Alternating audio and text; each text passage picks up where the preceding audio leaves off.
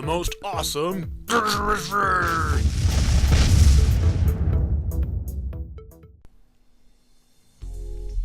Hello everyone, and welcome to our very first episode of the most awesome glitches of history. In tonight's episode, we have Crash 3, Halo 2, Jack 3, Metal Arms Glitch in the System, and Spyro the Dragon.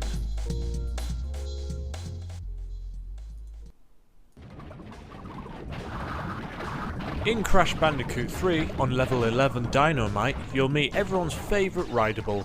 Well, apart from the little polar bear in Crash Bandicoot 2, but never mind. There's a point in the level where you have to say goodbye to your short-lived companion, but don't fret, as there is a way to beat the barrier, which forces this to happen.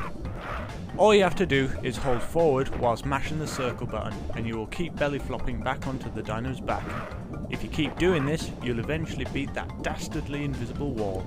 Now you're free to ride your beloved companion all the way past the nitro boxes, and onto the dino chase. I can't help but feel that this is how the level should have been played normally. I guess we'll never know why they made the invisible wall in the first place. In the same game, and rather strangely the same level, there's a glitch that allows you to lure the dinosaur out of its cave prematurely. This doesn't always work, but while you're riding on the bonus level platform, push down and swipe left and right in a similar way shown. If done correctly, the dinosaur will be so impatient for your arrival that it'll come out to chase you, only to be disappointed. What's hilarious about this glitch is the fact that this can be done twice. Simply do the same movements on the way back down from the bonus level and you'll lure another dinosaur out of the same cave. Notice how the bones have already been smashed from the first dino? And now that you're finally there, third time's the charm, a third dino comes out of the exact same cave. It's a dino party! I gotta admit, Halo 2 is one of my most favourite games of all time. Though, when it came out, it never really had any broadband internet connection like most people do today, but I always loved playing the split screen with friends. What I really liked doing was glitching the living hell out of this game. There's so many glitches I could make an entire video dedicated to Halo 2 glitches. But the notable glitch we're doing in this episode is the legendary Swordfly glitch. It's a little tricky at first, but after a bit of practice you can do it almost every time, and can come in handy in death matches or for doing other glitches. To do this you'll need a rocket launcher and a plasma sword.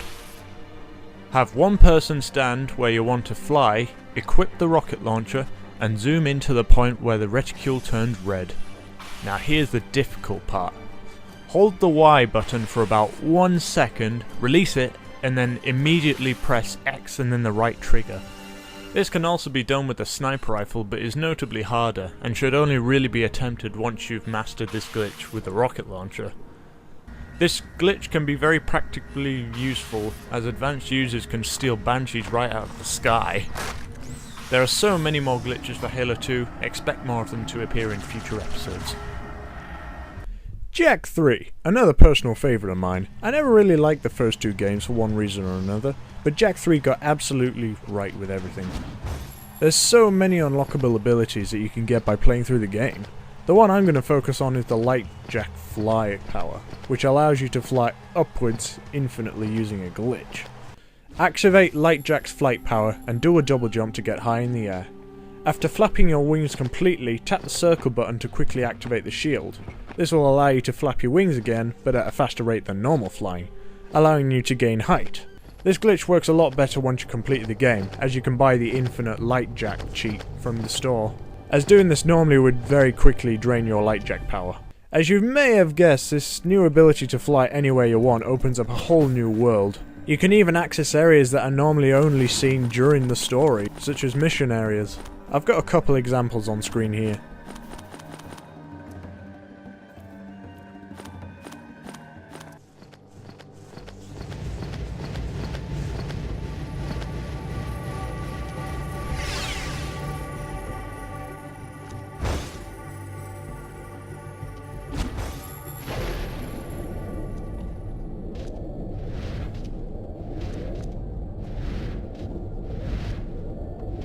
And now for a second glitch that you can do with the infinite fly glitch. The invisible Spargus City, which is pretty damn awesome. Take the lift into the throne room and fly upwards through the roof using the fly glitch, and follow the path that is shown on screen. If done correctly, you'll see a bunch of people walking around on what appears to be a void, but is actually an invisible Spargus city.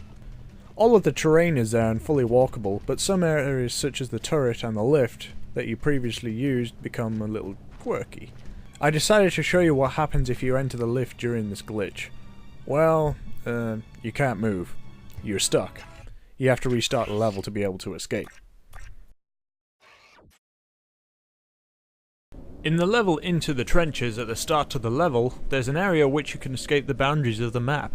Follow the path shown on screen and make the jump to this spot. It's a little harder than it looks, so it may take a few tries.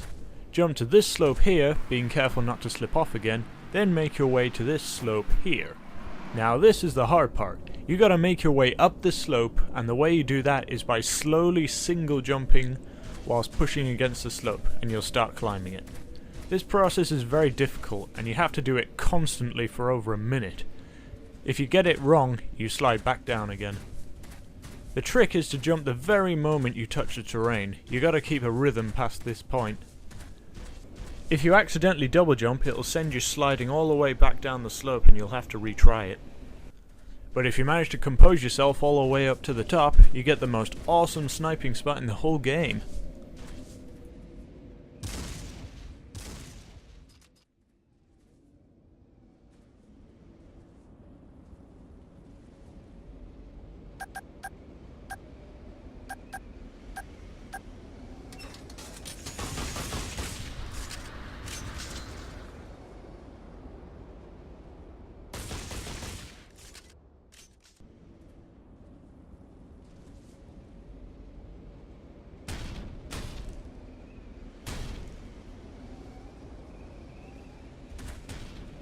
In the original Spyro the Dragon for the Sony PlayStation, there's a level that you can unlock as a reward for collecting all the gems, eggs and the dragons.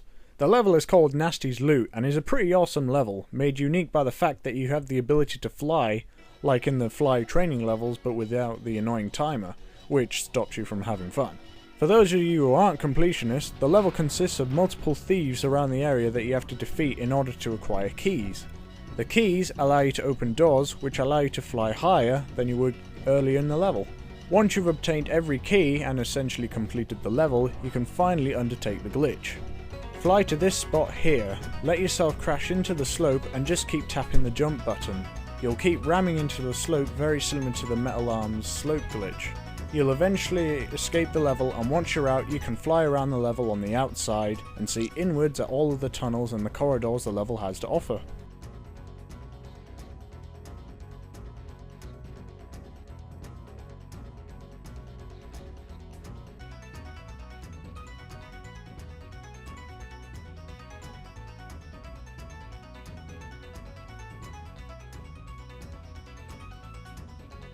Hope you enjoyed the first episode of Glitches of History. If you want to keep up with the latest and upcoming episodes, click here to subscribe.